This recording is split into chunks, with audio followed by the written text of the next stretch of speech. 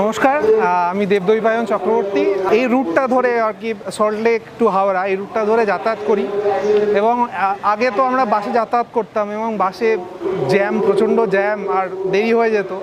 তো এই মেট্রোটা হয়ে আমাদের সত্যি খুব সুবিধা হয়েছে এবং খুব তাড়াতাড়ি আমরা একটা জায়গা থেকে আর একটা জায়গায় খুব তাড়াতাড়ি আমরা পৌঁছাতে পারি এবং পরিবেশটাও খুব সুন্দর করেছে কলকাতা মেট্রো এবং খুব সুন্দর একটা আয়োজন করেছে এখানে এবং এর জন্য আমি ধন্যবাদ জানাচ্ছি আমাদের মাননীয় প্রধানমন্ত্রীকে এবং রেলওয়ে মিনিস্ট্রিকে।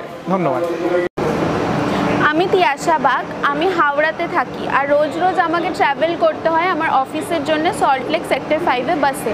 সেটা অনেক টাইম কনজিউমিং আর মাঝে মাঝে আমি লেটও হয়ে যাই, সেটা অনেক প্রবলেম ক্রিয়েট করে আমার অফিসে। বাট এই মেট্রোটা ইন্ট্রোডিউস করাতে আমার টাইম অনেকটা বেঁচে যাবে এবং আমি অনেক টাইমটা বাঁচিয়ে আমার অফিসে মোর টাইম দিতে পারবো।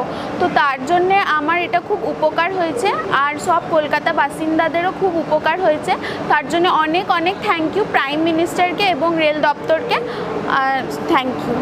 নমস্কার, আমার নাম নিলয় বাগচি। আমি সল্টলেক সেক্টর 5 টু শিয়ালদা যে মেট্রো রুট সেই রুটে যাতায়াত করি গত 2 বছর ধরে। আজকে এই এক্সটেনশনটা হলো যেটা হাওড়া ময়দান অবধি যাবে এবং আমার ধারণা গত 2 বছরের এক্সপিরিয়েন্স আমি যেটুকু বুঝেছি যে এই এক্সটেনশনটায় প্রচুর মানুষ উপকৃত হবে। গভর্নমেন্ট যে ইনিশিয়েটিভ নিয়েছে তার জন্য গভর্নমেন্টকে ধন্যবাদ এবং আমি সাধুবাদ জানাই। নমস্কার। আমার নাম আকশিত মণ্ডল। আমি রেগুলারলি এই রুটে যাতায়াত করি। এই নতুন হাওড়া থেকে সেক্টর 5 অবধি এই লাইনটা শুরু হয়ে আমাদের খুব ভালো হলো আমাদের স্টুডেন্টদের জন্য। আগে খুব ভেঙে ভেঙে যেতে হতো, এখন আমরা ডিরেক্টলি যেতে পারবো, খুব সুবিধা হলো আমাদের। এর জন্য আমি প্রধানমন্ত্রীকে এবং রেলওয়ে মন্ত্রীকে খুব ধন্যবাদ জানাচ্ছি।